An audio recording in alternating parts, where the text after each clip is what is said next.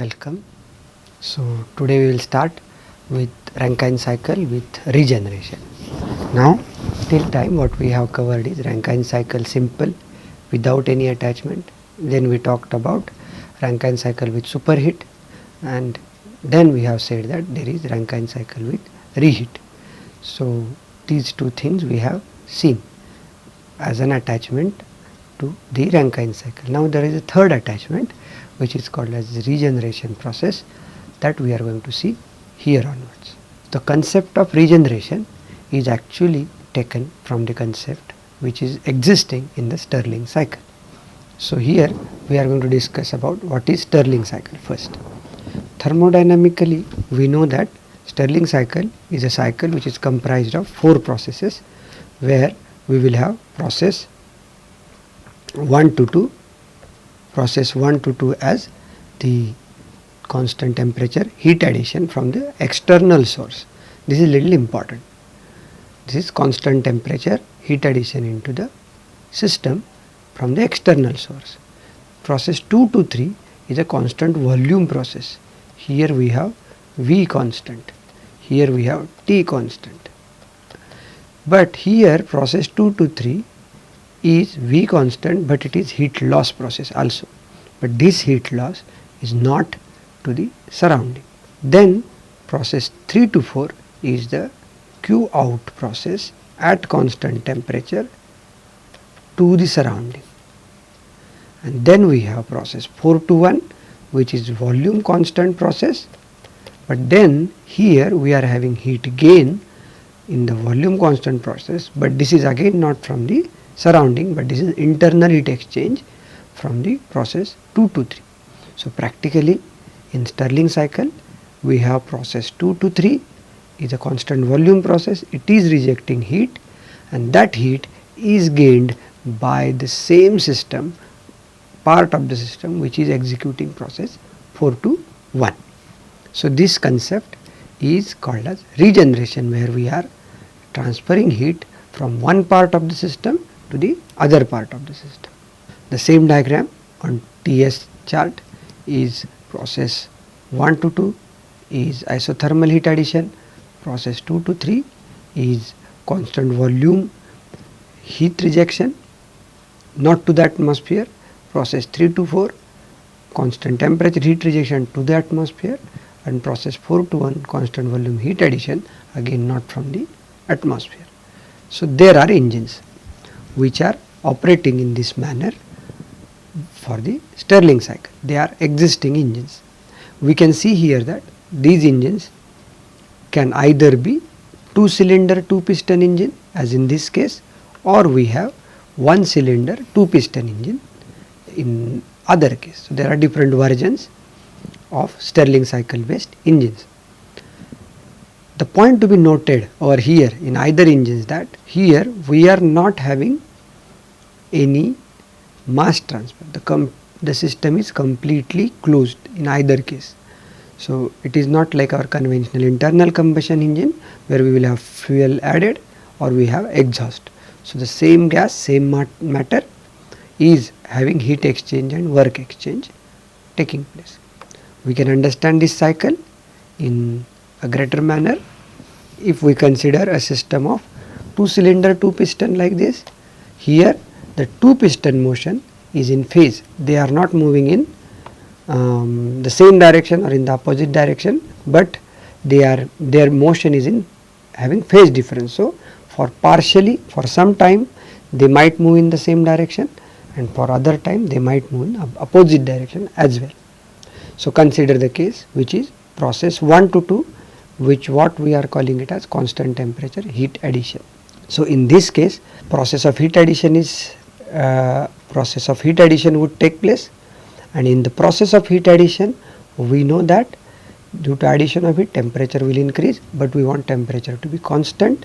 So we will have this heat addition process clubbed with the backward motion of the piston which is in the high temperature zone. So this backward motion is practically expansion, volume is increasing and then heat is getting added. But as volume is increasing, heat is getting added, these two things will get coupled and then we will have constant temperature. So this is constant temperature heat addition.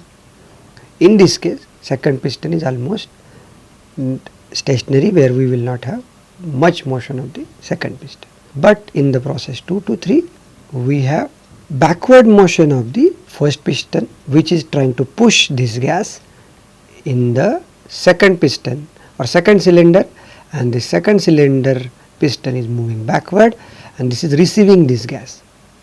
This high temperature gas is moving from one cylinder to other cylinder, but in this phase this is a wire mesh or this is a buffer in which this hot gas will give its heat, and then it will come in this cylinder, which is low temperature cylinder.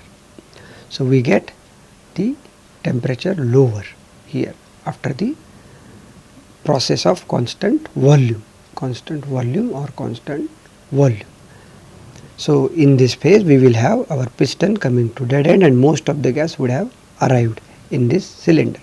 Then we will have, since this cylinder is cold, we will have rejection of heat, but rejection of heat would be practically mean to loss of temperature, but loss of temperature would practically get compensated by compression process, and so we will have the temperature to be remaining constant in this case for the gas in the cylinder.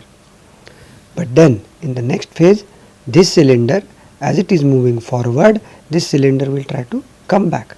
So the gas completely will move from this cylinder to this cylinder, and in this phase it will again take the heat which it has given to this wire mesh or buffer, such that in the motion of the gas for constant volume process it will regain the heat which is actually left out by the same gas. So the process which are constant volume processes, here we are talking about heat transfer in the constant volume sense, but not with the atmosphere. So system is keeping some heat, is a buffer which it is taking later on. Now this concept of heat addition or heat transfer from the system's different part is translated in the Rankine cycle. So we have seen that it is possible to have it within the system heat exchange, but then why regeneration is required? We have seen that external irreversibility can be reduced by reducing the pinch point temperature difference. Pinch point temperature difference, we had said that this is the minimum temperature difference between the steam and the flue gas, and that temperature difference if we try to reduce, then we will have lesser and lesser irreversibility. Then what we can do to improve the efficiency is we can increase the mean temperature of heat addition, and then for that we were going for superheating, but we have also seen that superheating may not be possible always, it depends upon the source of heat. So since it depends upon source of heat, what we can do is mean temperature of heat addition we can increase by actually reducing the temperature, if reducing the amount of heat added into the water in the economizer part. Since we know in the economizer we add sensible heat, and sensible heat is the heat where we are actually having change in temperature. So if we try to remove that part of heat addition, then we will just add the saturation latent heat or superheat, then those two heats will have higher temperature of mean temperature of higher mean temperature of heat addition. So this is what the argument of regeneration. If we can fetch some heat within the system and we can give it to the economizer, then we can bypass the economizer.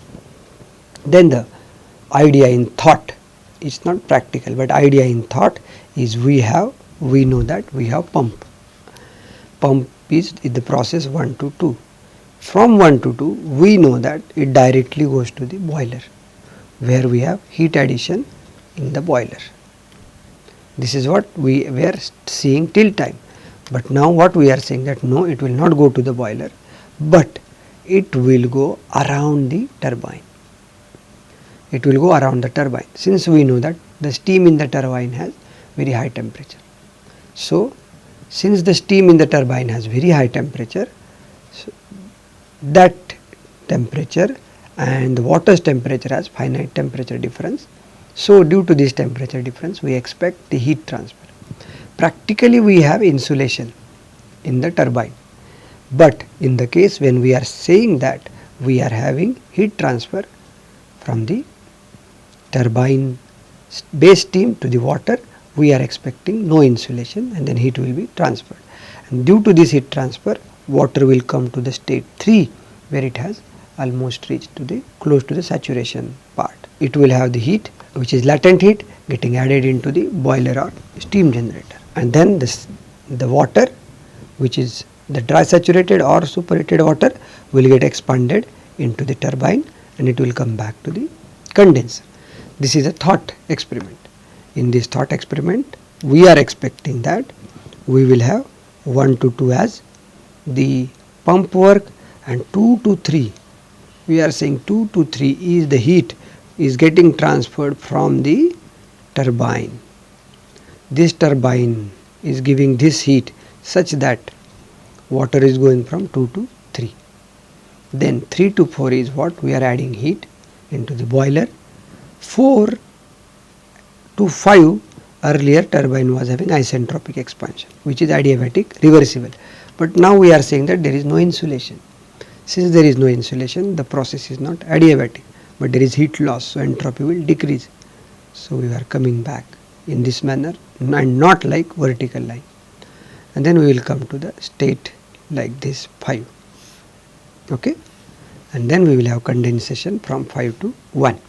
This is how the thought ideal regeneration process would execute. Then how to find out pump work and turbine work? It is very simple. Pump work is same, Wp is equal to H2 minus H1, correct. Now what is turbine work? This is little tricky, since what is happening over here is we have H4 minus H5. This is the enthalpy drop of the steam. H4 minus H5 is the enthalpy drop of the steam. But what has done with this drop? This drop was helpful for two things. Thing one is to increase the enthalpy of water from H2 to H3, plus it has done turbine work. So this is the energy balance. So this was the energy which was available due to the drop of the enthalpy of the steam in the turbine. But this turbine based enthalpy drop of the steam has two reasons. One is heat transfer to the water, another is turbine work. So we can know turbine work is H4 minus H5 minus H2 minus H3. So we can find out turbine work. So we actually would find out the turbine work, but then the issues with such operation of the Rankine cycle is that reversible heat transfer is not possible in finite amount of time. The process is very fast over here, still we have suppose certain amount of time, but in this process we cannot efficiently transfer the heat. So difficult to have turbine as a heat exchanger. So the process of turbine, as what we expect, is an expansion process. So we cannot expect turbine also to act as a heat exchanger. So we cannot have an ideal execution of the regeneration process like this what we have just now discussed. Now this also has led to one more problem, that we have very high moisture content in this state 5. So turbine is experiencing very wet steam, and since it is wet we are having problem of the life of the turbine. So also it is not a good idea. Then there are some other ways by which we can consider regeneration to be possible. The one way is, here we can mix the extracted steam directly into the water and the process would be executed in this way. We will have process 1 to 2 in the pump, then after pumping in the process 1 to 2 we will have pumped water coming into one chamber. We call it as feed water heater. So we will have feed water heater. So we will have water coming into the feed water heater, and it is basically at certain pressure, which is P2, but we will extract the steam from the turbine at the same pressure. P2 is equal to P6 and directly mix it with the water. So we have P2 equal to P6, and then we will directly mix the steam with the water, and then we will get steam at state 3, and at state 3, which is a dry saturated liquid, and that dry saturated liquid is basically pumped with further higher pressure, rather that is the boiler pressure, and then in the boiler we will have heat addition till state 5 from 4, and then we will have turbine. But in the turbine we actually at state 6 we would have extracted some mass M1, but after state 6 we have rest 1 minus M1 mass is getting flown into the turbine for the expansion process. Initially we had complete 1 kg of mass, 1 kg per second mass flowing into the circuit. So this is how the thermodynamic cycle would look like. Earlier, whenever we were drawing TS diagram for the steam turbine cycle or Rankine cycle, we never have considered any masses. We have just considered the TS diagram, thermodynamic properties, since in the complete circuit we have same mass flow rate, but now we do not have same mass flow rate. What is happening is, till this point we have unit mass flow rate, but at point 6 we have mass getting split into M1 mass and 1 minus M1 mass, and this 1 minus M1 mass is reaching to the condenser. So condenser also has 1 minus M1 mass, this pump also has 1 minus M1 mass, and this feed water heater also has 1 minus M1 mass. But this process 3 to 4 has now 1 kg of mass in pumping, and then this boiler also has 1 kg of mass in the process 4 to 5. So we have defined masses, or rather we have to define masses in this process for the circuit, since it is very essential, otherwise the calculation would be wrong, since we would not be conserving the mass. Okay. So 1 to 2 is a pumping process. At state 2, when liquid water comes, it has pressure P2. Parallelly, steam would have come from 5 to 6 state, but pressure P6 is same as pressure P2. So we will take M1 mass of the steam at state 6 such that it will lead to a state 3 after mixing with water. So mass of M1 is very important, since the same amount of mass M has to be taken from the steam, which would fetch the water plus steam mixture to state 3, which is the dry saturated state corresponding to pressure P2. Then at 3, since steam has mixed with the water, we have pumping from 3 to 4, and then we have boiler from 4 to 5, and then we have basically 5 to 6 as complete expansion, but then 6 to 7 has rest of the mass, which is 1 minus M1 will mix, and 7 to 1 is a condensation process. So this is something which is realizable, this is something which is practically feasible method of regeneration. But then how to find out pump work, turbine work, mass M1? Here pump work finding is simple. So we have Wp is equal to H2 minus H1, but this was the enthalpy rise, but enthalpy rise was for 1 minus M1 mass. We know in the steam table, when we take enthalpy, that enthalpy has unit kilojoule per kg. Our turbine work output is also kilojoule per kg. So for that we have to multiply by kg. We are not having unit mass flow rate through this pump, so condenser pump. So we have to multiply by mass, which is 1 minus M1. So then we can get Wp. What is Wt here? Wt is simple, which we have H5 minus H6 but this is the complete expansion of unit mass, but rest of the mass, which is 1 minus m1, will expand from h6 to h7. This is the expansion of rest of the mass. So first expansion plus second expansion. Such formula we had also considered for reheating, where actually we had two turbines, but here we have only one turbine, but there is change in mass. There in reheat we had high pressure and low pressure turbines. Then we can find out basically Q in is equal to H5 minus H4, and Q out is 1 minus m1, since condenser has received 1 minus m1 of mass, H7 minus H1. So now our duty is to find out m1. So we have to write mass balance, and then we got that m1 mass is required to fetch the water from 2 to 3 after mixing with steam. So we can write the energy balance for this state.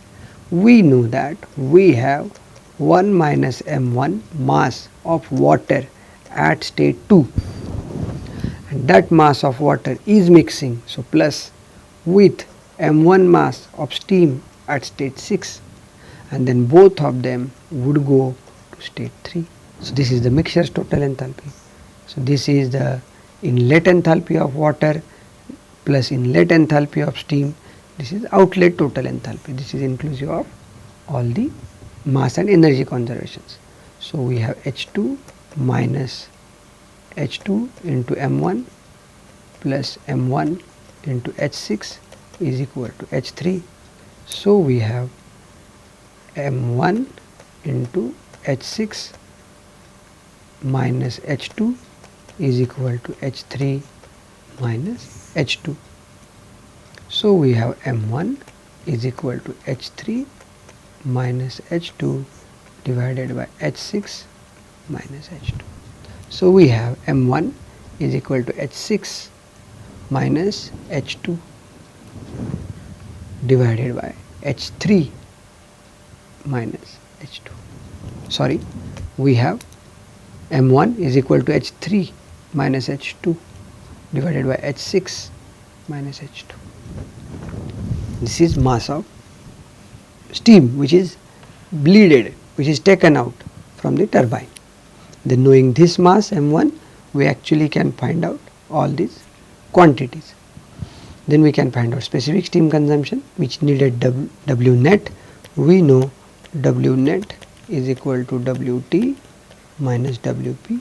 We have calculated WT, we have calculated WP, then we can calculate specific steam consumption. Similarly, we can also find out efficiency, since we know efficiency is equal to W net upon Q in, where we have found out Q in and we have found out W net. But then the feed water heater, which we have considered at this moment, is called as open feed water heater. Open. The point to be noted in this feed water heater is this is open, that is why the steam is mixed with water. So there is a mass which is coming inside, and then these two masses are mixing. But the constraint is this P6 has to be equal to P2. If pressures are not same, then there is irreversibility due to pressure imbalance, and then mixing process would become more and more irreversible. So to avoid this, we try to maintain same pressure. Then other option is we can have closed feed water heater. In the closed feed water heater, we know we have pump from 1 to 2, and then we have to go from 2 to 3 due to feed water heating. Feed water heating. So there is a feed water heater, but it is closed type. What do we mean by closed type? We have water rising its enthalpy from 2 to 3, where steam is dropping its enthalpy from 5 to 7. They are not mixing. They are not mixing. Then the steam which has dropped its enthalpy to 7 is sent back through a trap to condenser. This is mostly a isenthalpic process where we have the trap for sending the steam from state 7 to state 8. So this type of feed water heater is called as closed feed water heater. Then how to draw TS diagram. So we have state 1 to state 2 as pumping. Parallelly we have state 4 to state 5 as turbine. So here we are in state 5. Then from 5 we have taken M1 mass for the regeneration process or feed water heating. So this mass is coming and heating the water from 2 to 3. So we reach here and water has reached here, or steam has reached here, which is a now dry it is a saturated liquid. Now this water is sent to the boiler where we are adding heat from the external source, and this steam is sent back from the 7 to 8 process. And then we have 4 to 5 as expansion partially in the turbine for the complete mass, but rest of the mass 1 minus M1 will expand in the process 5 to 6, and then 6 to 8 we have only 1 minus M1 mass into the condenser, but at 8 or the mass of corresponding enthalpy 8 will be joining to the condenser, and then we have for rest condensation we have complete mass. This is how we can draw the closed feed water heater TS diagram. Then here also we have same problem. Here we have to find out WP. So we now can find out WP. Here pump is handling complete mass. So we have H2 minus H1. Complete mass, it is 1. And then we have WT. WT will be same. We have H4 minus H5, that is for unit mass, plus we have H5 minus H6, but for 1 minus M1 mass. Then this WP and WT is found out. Then we have W net, which is WT minus WP. We have Q in, which is H4 minus H3. We have Q out, which is, this is a little tricky since we have two different masses. So we have Q out. In Q out we have 1 minus M1 mass is losing its enthalpy from H6 to H1, and we have M1 mass losing its enthalpy from H8 to H1. Okay, this can also be said to be equal to that we have 1 minus M1 mass losing its enthalpy from H6 to H8 plus complete 1 unit mass will lose its enthalpy from H8 to H1. So these two formulas are practically same. Okay. Then we have to find out M1. M1 would be found out here with the constraint that complete mass of water would get heated, and then its enthalpy will rise from H2 to H3. Complete mass of water would have risen its enthalpy from H2 to H3, but for that what steam of mass M1 has to lose its enthalpy from H5 to H7. So with this formula leads to M1 is equal to H3 minus H2 divided by H5 minus H7. This is how we can find out M1. Then specific steam consumption and efficiency can be found out since we know W net, Q in, these two things. Here point to be noted that we did not mix the steam which is extracted from the turbine. We did not mix. So this steam can be at any pressure which we have extracted. There is no constraint on the pressure of the steam.